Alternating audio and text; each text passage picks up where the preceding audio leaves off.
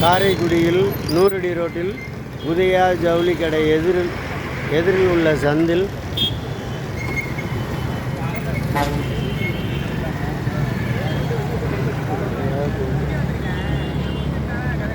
மனோங்கிறவர் ஜெயிலிருந்து பிணை கைதியில் வந்தவர் போலீஸ் ஸ்டேஷனில் கையெழுத்து போட இந்த ரோட்டில் வந்திருக்காரு.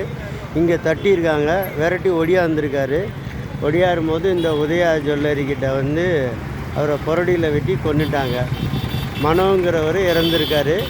அது 3 பேர் விரட்டி கொன்னுட்டு ஓடியிருக்காங்க. இந்த மனோங்கிறவர் மருத்துவமனைக்கு எடுத்துகிட்டு போயிட்டாங்க. ஆமாம், இந்த வாசலில் தான் வெட்டியிருக்காங்க. எப்போ நடந்துச்சு? ஒரு மணி நேரம் ஆகுது. பகல்லையே? ம்.